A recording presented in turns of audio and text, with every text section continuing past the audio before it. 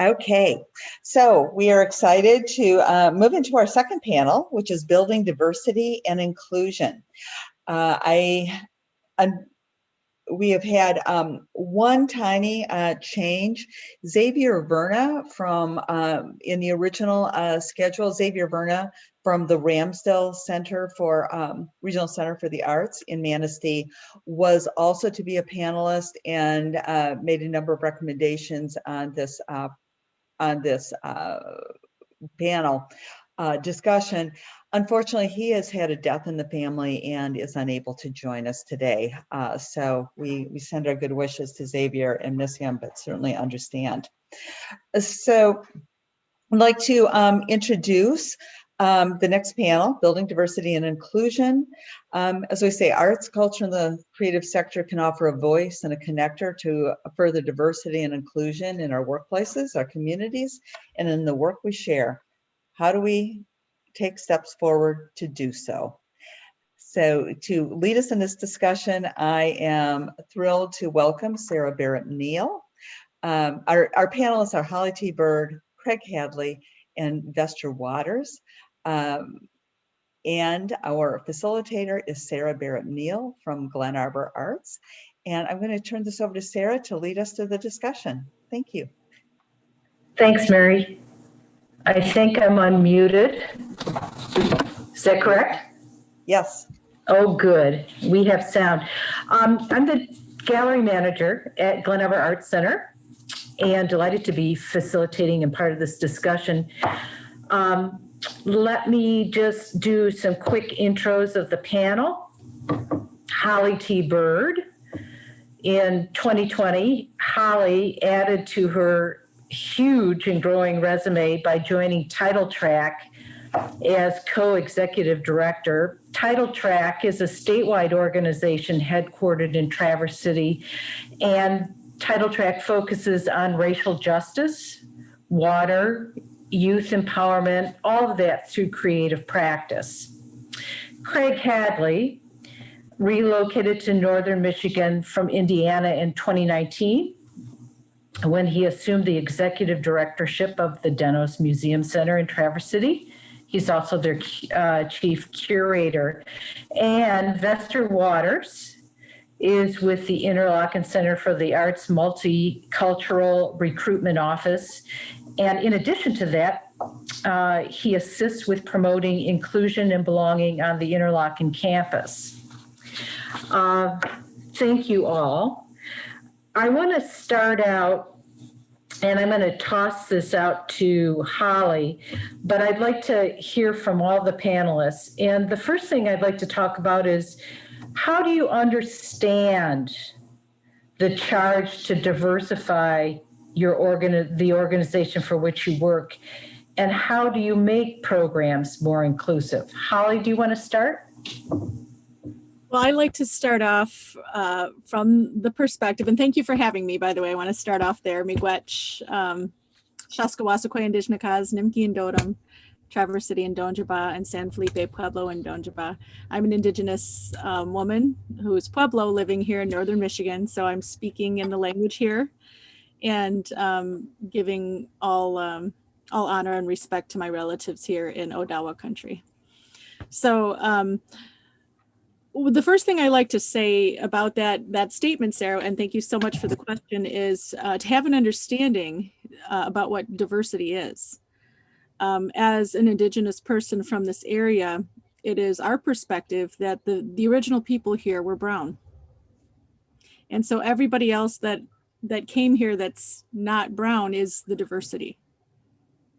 So let's change our thinking on that just a little bit about what diversity means. You are the diversity, right?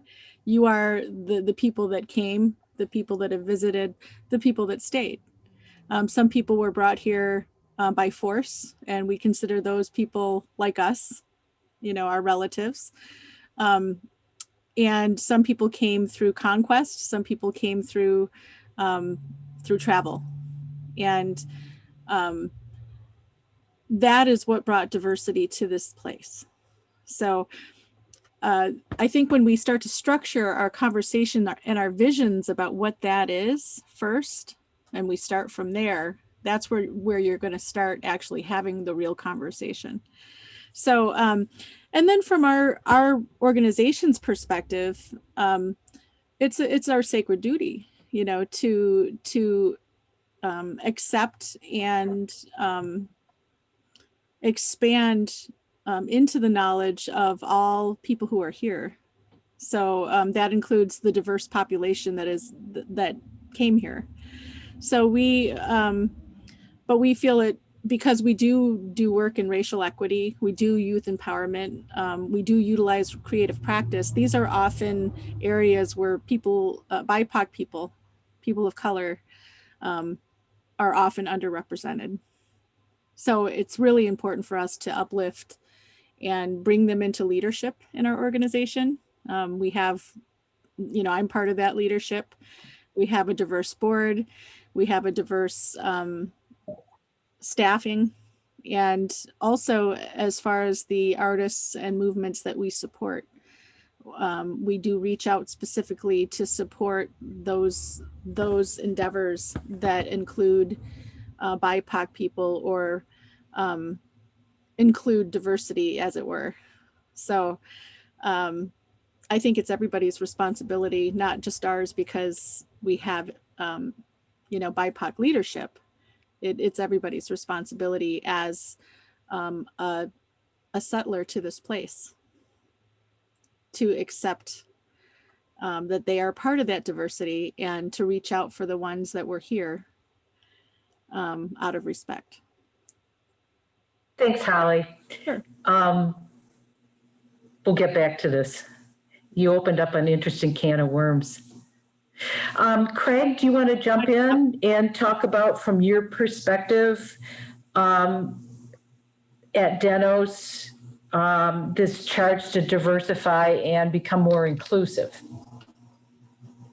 Sure. Yeah, good morning, and thanks again for having me, Mary and Sarah. And Holly, thank you for getting us started with, you know, such an interesting perspective and approach. I'm already starting to think about DEI a little differently, just based on how you're responding to the panel. You know, NMC historically, you know, at the Dennos Museum, we've had a pretty diverse range of performers, concerts, and even exhibitions for the past 20, 30 years. And so my predecessor, Gene Geneman, really, you know, out of more self-interest, I think, even before the college took it upon itself, really viewed the museum as an opportunity to bring the world to NMC and to bring different perspectives to our community. In the last year or so, I would say the college specifically has really, you know, seriously committed to DEI and thinking about, you know, what is the role of campus in our larger Traverse City community, and how can we think about ourselves, you know, as agents of change or change agents in a positive way, you know, being the sort of regional community college campus and museum. And so I've been very fortunate to serve on our Diversity, Equity, and Inclusion Committee, the first for the college, since last summer. And I think the one takeaway that we've all left with so far, year to date, is one, it's really hard to do this work when you're 100% remote. And so for our group that's been working really hard, and we all approach diversity through different lenses and different perspectives, even something as simple as trying to build trust within our group has been challenging, because we can't get together, we can't get to know each other the way you would physically.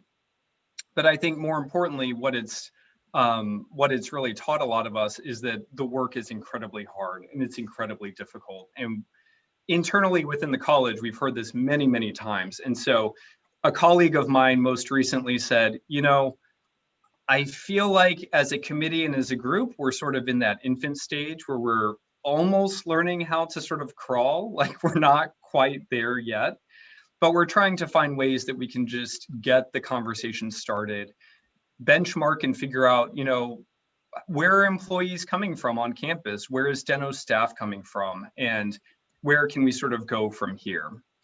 And so as we think about the museum more specifically, at least in the next few years, we've done some, I would say, basic, but really sort of foundational work to approach DEI. One of the first things we did is we started to talk about the mission. What's the mission of the Dennos? And the mission has been largely the same for about 25, 30 years. So you're going to see a new mission statement coming out soon for the Dennos, but it's really built around 3 essential pieces. And that is building community, sparking conversation, and inspiring change. So it's easy to remember, but it also, at the end of the day, gets at some of our core programming. So what do exhibitions look like at the Dennos? Are they sparking conversation? Are they inspiring change in a positive way? What do concerts look like? So the staff can start to ask ourselves, are we fulfilling the mission? Are we able to connect diverse voices and diverse perspectives back to this mission that's really more specific, to 21st century museum needs?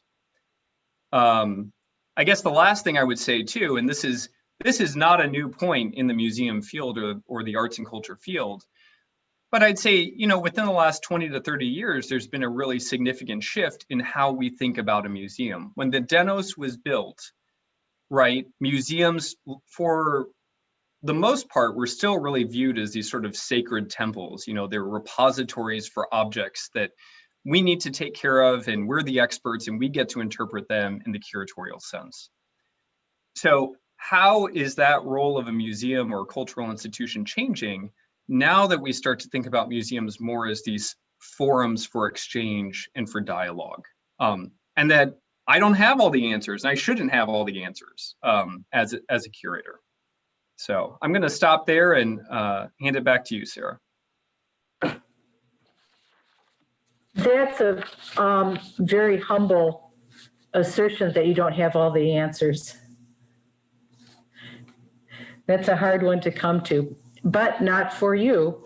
Vester, could you get in on this conversation and share with us from your perspective and from your professional practice how you feel about these questions? Definitely. And I want to thank you all so much for having me here today. This is an awesome group, an awesome conversation. And I'm just so glad to kind of engage with the community. For this question, I'm going to answer this first from the admission perspective. As multicultural recruitment officer, my role is integral in diversifying the Interlochen campus. And so when I'm communicating with families, some of the topics that I like to address first are kind of myth busting. So some people think that, Interlochen is only for those elite musicians. If I wasn't born with the violin or born with the piano, I can't come to Interlochen. And so I just kind of calm them down, like, first, no one was born from their mother with an instrument, so we're all equal there, and kind of get them to understand that Interlochen is a place where students transform their passion and potential into purpose.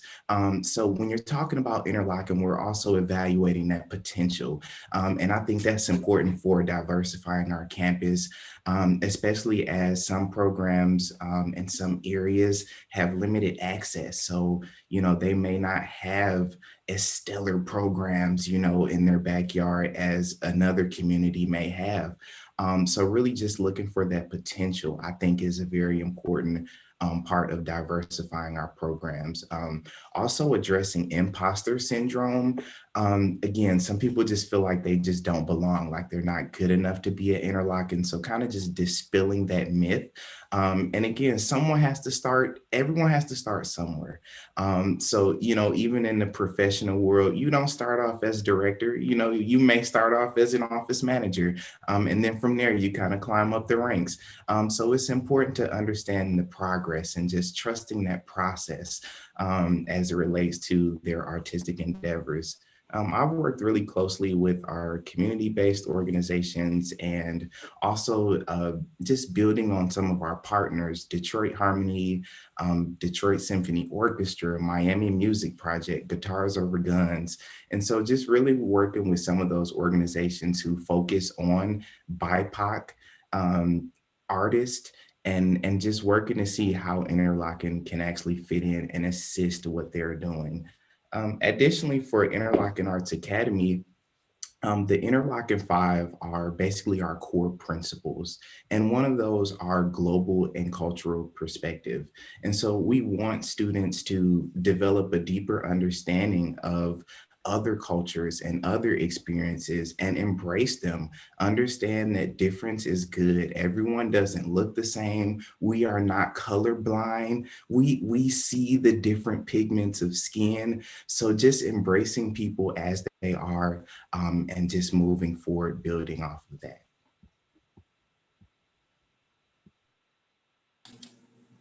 Thanks, Vester.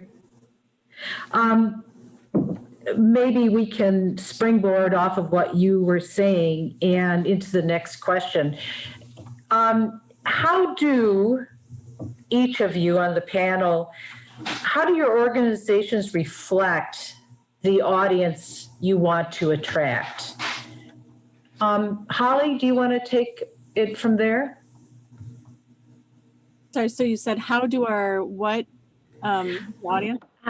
How does your organization reflect the audience you want to attract? I think that, as I mentioned before, we have BIPOC leadership in our organization, which is fantastic. Our organization is interesting because initially our charter sort of started off with the Neal Research and Education Center. And Title Track took up the helm to that on Earth Day 2 years ago. And so that kind of changed the mission, changed the organization, changed the makeup of the organization. And that was very specific and desired, with the full love and support of the former Neal board.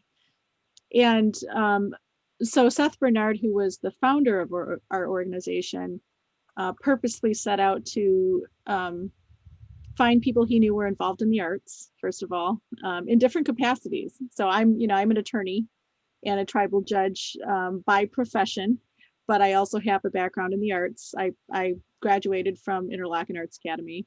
I have a degree in art and a law degree. So there's, there was a lot of, I've been an attorney for a lot of the music festivals in the area.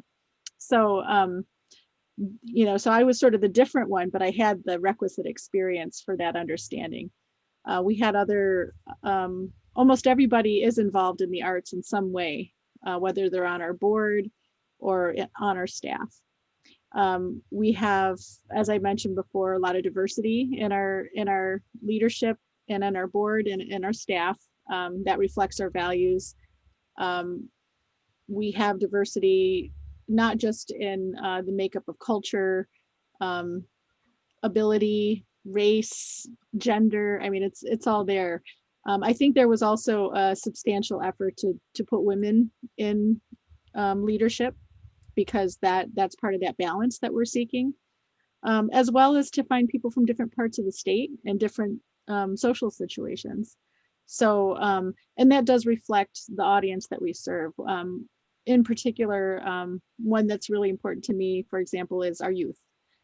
We are reaching out to youth who are quite often in areas that don't have the ability or the resources to connect to artistic education or projects. And often they don't have the exposure to knowledge, indigenous knowledge, or knowledge about the water. And they may be victims of racial inequity. So although that's not exclusively what we do, but those are the people that we're serving quite often. And so it's really important to us to reflect that back to them, reflect the values that we're trying to live in our staff and in our board, and in our leadership. So right now we're actually going through anti-oppression training for our organization, because as we're putting out understanding racial justice trainings and doing all of this work for other people, we are also constantly evaluating ourselves. How do we move forward as an organization in the least oppressive way to the people that we work with? how do we value and lift up each other in a strength-based way, based on all of our individual characteristics. And it's really quite a wonderful situation. I have to say, it's probably one of the best places I've worked for. So, and I can say, Holly, as you were talking, it was making me think of a term about a fearless self-examination. When you're talking about going through oppression training, my first question is, did something happen that caused you all to decide to go to that next step? no. No, it doesn't have to. And in fact, that's what we're trying to avoid, right? Is happening. Something tragic and harmful doesn't need to happen in order to do this work. For example, we spent 2 hours last night after everybody was done with work doing training on our own implicit bias. And we're most of us are highly trained in this field. You know, we have degrees and trainings in racial justice and implicit bias, but we are still training ourselves to recognize what that is within ourselves, what that is in relation to the work that we do, and what we can do about it, and how do we use that for good. You know, I always go back to that old maxim that I used to read to my kids in their bedtime stories. You know, always use your power for good, never for bad. So that's what we're trying to do. Is we're trying to lift all of that up through the lens of anti-oppression. Thank you. Sure. Craig, the question is, how do you reflect to the audience? How do you reflect the audience you want to attract? Sure. And, you know, for us, we have so many different audiences that we do serve. When you start to think about an art museum, but then you embed it within a community college structure, right? I mean, we're in any given day, we could be serving an NMC student or series of students and their faculty. We could have K-12 groups here. We could have senior citizens attending. And we could have, especially in the summer months, we could have tourists here, families looking for something to do. So there are lots of different reasons why somebody might want to engage with the Dennos. They might just want to go shopping. They might want to go see a concert, and maybe they've never been through the museum, or vice versa. They come to the museum, but they never attend a concert. So we recognize that there are a lot of different entry points to our organization. But at the end of the day, we recognize that it's the exhibitions and the programs that, as a staff, and particularly with some of our committee and community input, that's really reflective of both, I think, ourselves, but then also who we'd like to attract. And it's an interesting question, because just because I'm mounting an exhibition on a particular topic doesn't necessarily mean that I'm only trying to capture one type of audience. It could be that I have that exhibition up, but the hook is to really get them in through the store or something else. And when they're here, that they maybe have an experience either with an object on display, conversation with staff or docents. And that's the opportunity where museums can actually be positive agents for change. I don't want everybody to come in and say that they enjoyed the exhibition, or that they really they thought this particular work was beautiful, or, you know, whatever it is that they may stereotypically think about a museum visit. But if they come in, if they have a positive exchange with, you know, family member, friend, whoever it might be, if we're thinking pre-COVID, where boundaries can be pushed, where ideas can be sort of shattered, rebuilt, sort of reconstituted, because they started to look at the world a little differently. Because visual communication can get us to see things a little differently that verbal communication can't do, or a performance can do for us. So I would say, again, it's through those exhibitions, those programs, that we are intentional about some of those big themes. We want this exhibition to drive conversation about race, diversity, or about maybe economic hardship in our own community. We had an exhibition about a year and a half ago called 40 Chances, and it addressed issues around global hunger. But we also connected it back to our own community, and we provided resources and connections back to Traverse City itself. And we acknowledged and said, this isn't just some sort of, this isn't just some sort of conceptual framework that's being explored on a different continent. I mean, these are issues that some of our own students struggle with. And so again, using art and resources to kind of connect them back to something that's really important to them personally in the community. One of the hardest things, I would think, one of the greatest challenges is after you've put out those conversational prompts, if you will, how do you gauge what you're putting out there? How do you gauge whether it's being embraced or acted upon?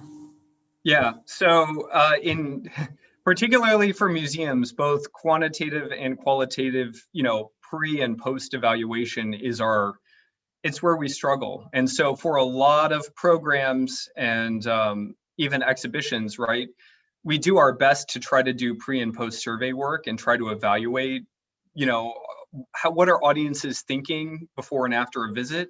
But it's really tough work because for most medium to large size museums, they may have a full-time evaluator on staff.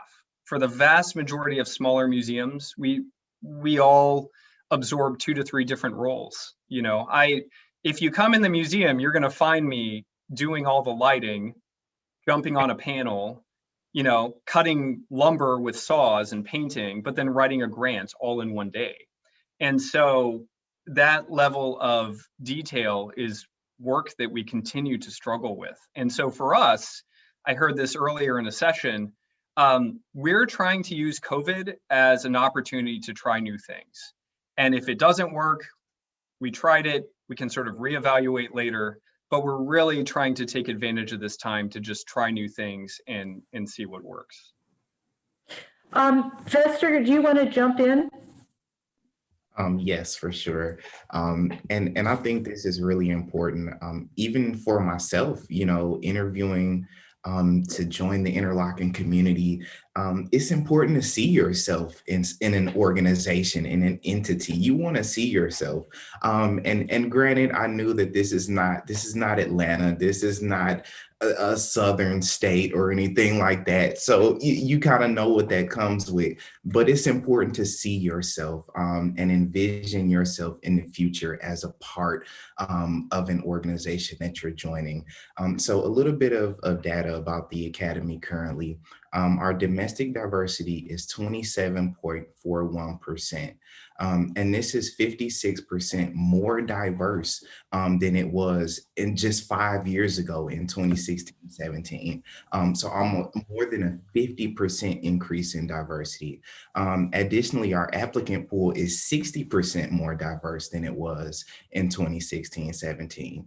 And I also had a panel with some of our parents, and they expressed that they see it. They see that there are more Black, Indigenous people of color on campus. And I think that's amazing when you look at the data, but when you actually have testimonials that, hey, we see what you're doing. And I think that's really important.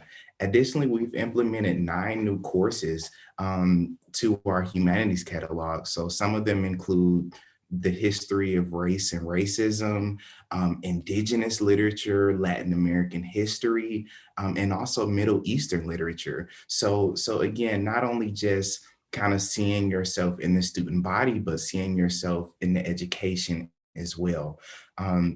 Another thing that we've made changes to are casting for theater and also repertoire for music. So exploring more BIPOC composers and artists in our different performances that we have on campus.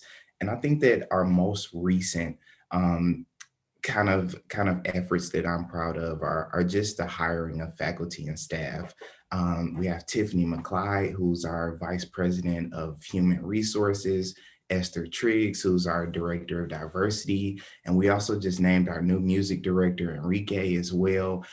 So I'm happy to see the changes and also more representation. And I think that's really important. And not only to just have the representation and everyone is an important aspect of an organization, but actually having people who are in positions with power that are able to actually make some changes and have some say so at the decision-making table, I think that's really important. So I would say those are my biggest points. When you're talking about coursework and classes offered, it made me wonder if you have any way of assessing if potential students do survey the curriculum and the offerings, and if they see something that is a reflection of their own experience and their own context, they go, aha, I'm going to apply to Interlochen. Definitely. And we do have parents who ask about that. Of course, the students, they don't care much about it. They don't want to know what math and science classes they'll be taking. But the parents, that's really important. And another aspect, and Holly is living proof of this. We have alumni and alumna who go on in all professions, and I think that's amazing. And so just kind of understanding that the art is universal, and so I think that's really important. Thank you for that. Mary, do you want to jump in? Yeah, and I don't want to cut off this great conversation in any way. But Gary has given me the note that we've probably got about 12 minutes or so left, and I'd love to. Can I share a couple of questions from the chat? Please, yeah, please. So now let me find it again. Oh gosh, I just said this, and then there we are. What programs are you seeing or exploring for the use of art for social change? Came to us from Brett Sinclair. I'm happy to jump in and just offer a few thoughts on that. Thanks for your question. So one of the things that one of the programs at NMC for years that even before I arrived, that the staff was really making concerted effort to engage was our police academy at NMC. And so with recent leadership change, curatorial staff and there's a new director of the police academy who's been here about as long as I have. One of the best things that we actually had was a monthly leadership check-in. So about 12 of us were all new leaders at NMC. We'd get together and we'd just say, hey, how are you doing? Are you figuring out how things work on campus?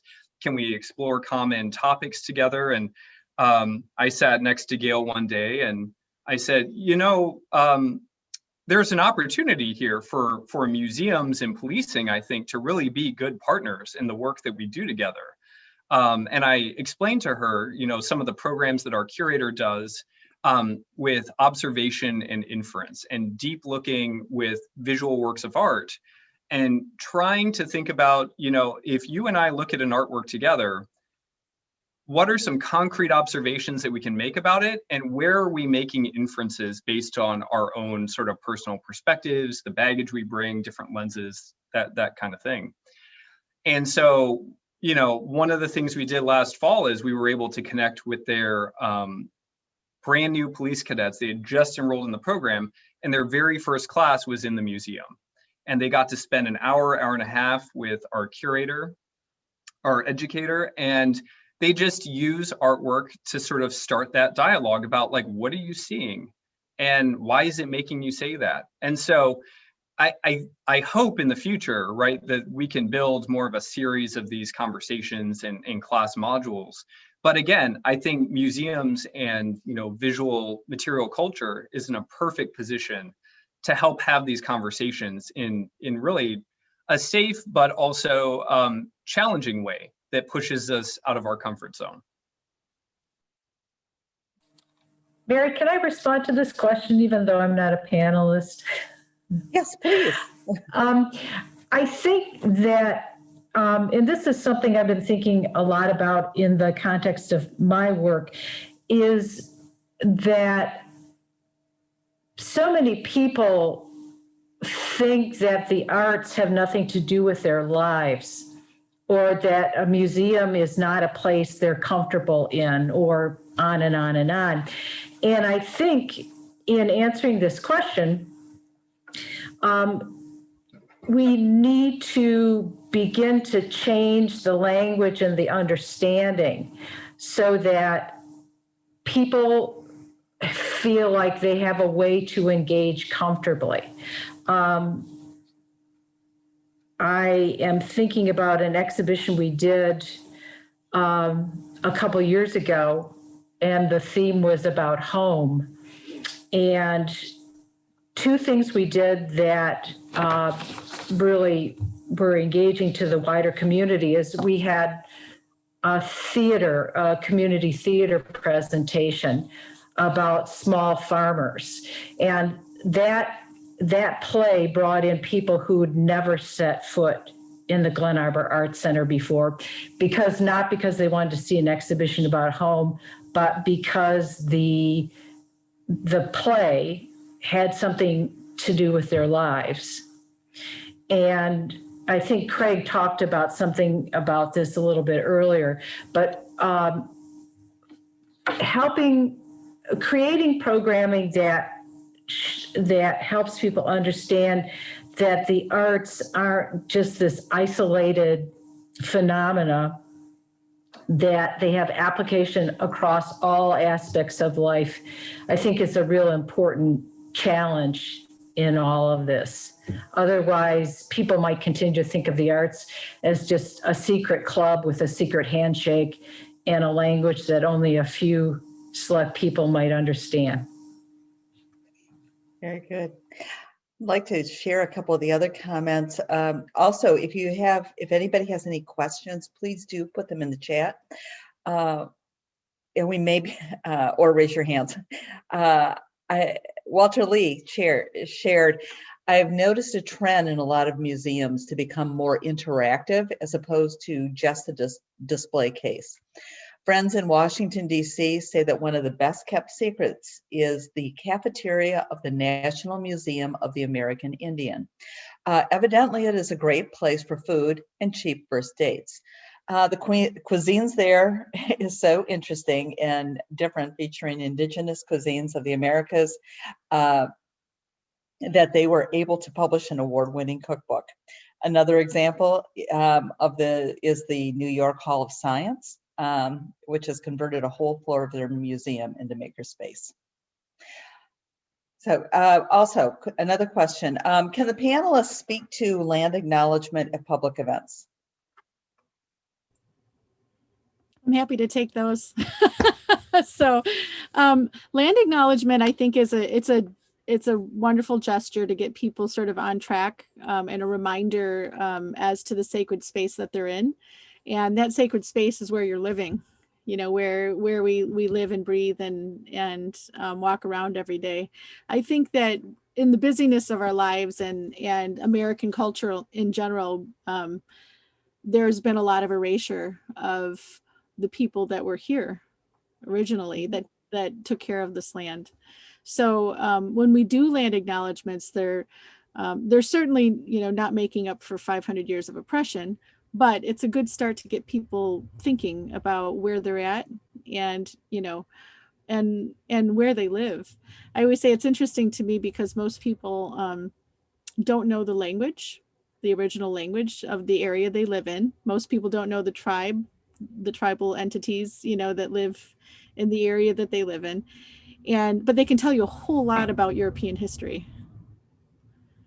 Right. And so that's unfortunate because this is a beautiful place. And the fact that, we're all living, breathing recipients of the care and the medicines and the food and the culture of the original people here should always be looked at, should always be honored and respected. That's what you do when you go to someone else's, home. And now if it's your home, So, thank you. Yeah. And then I did want to address Mr. Lee's example about NMAI. One of the things that we find, I know at Title Track, and I think I can see this here everywhere, is that the whole point of museums is to educate. You know, it's to help. It's not just entertainment, but it's about education. And one of the things that we like to do at Title Track is we like to use that model that incorporates all aspects of a person's types of learning. So, and the arts are perfect for that. You know, you use a song to get someone into what does the water mean? You know, what is your relationship with the water? How do we create things in a relational way to the water? We use art, you know, as a living art, and now we're expanding our ideas of what those are. You know, it used to be when I went to Interlochen, nobody considered street art to be art. Mm-hmm. You know, and now it's considered to be a valid art form plus, right? So we're even way past that consideration. So when you bring those things in and you see these different modalities being set into place, people are absorbing it better and they're living it. And that's beautiful. Okay. Thank you. I'd like to, we've got one person with their hand up. Wanted to also read another comment and then turn things back over to Sarah to start to, unfortunately, wrap up this. We don't have enough. I wish that we had another hour to talk. I would like to make a pitch, though, that our breakout session, in our first breakout session, group of sessions, there will be a panel, a group doing diversity deep dive that will carry on some of these aspects that have been picked up here already. So questions. First is a comment from Dan Lissick, a case for arts and education. If you know nothing about religion, you're hesitant to go into a church. Likewise, if you know nothing about art, you're hesitant to go into a museum gallery to see the greatest products of our humanity, including those we haven't had contact with in the response to challenges and universal questions we face. Great comment, and I will, just as a note, we're going to save the chat and we'll pull out some of these wonderful comments because I know that I'm not capturing every one of them. Brett Sinclair, you had a question? You had your hand up. Hi, yes. Brett Sinclair. I own the marketing agency Raven Lotus. We use a storytelling approach to how companies do marketing. I also do a lot of diversity, equity, inclusion consulting. So that's my marmalade or jam or preserve. But with art, it's always it comes from the foundation of being disruptive, of being a agent of change, of a world that might be or a world that is, but on some type of pivot. Art isn't supposed to be comfortable. Art isn't supposed to be safe. On that vein, how do we help our communities become more comfortable with not being comfort or not being a place of comfort, particularly on this topic of diversity, equity, inclusion, as so many parts of our community, from business and economics to housing to education, is trying to diversify more. How can we use arts to help the people that are currently living here that might be opposed to diversification start to become more comfortable with it?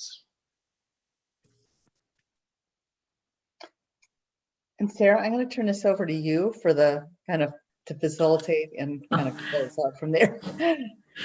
Do you want me to throw this out to the panel, Mary? Do we have time for that? We have just a few minutes, and it is a very good question. I would think anybody like to capture? Yeah, that's a question that would merit another whole day. Who wants to take that one on? Vester?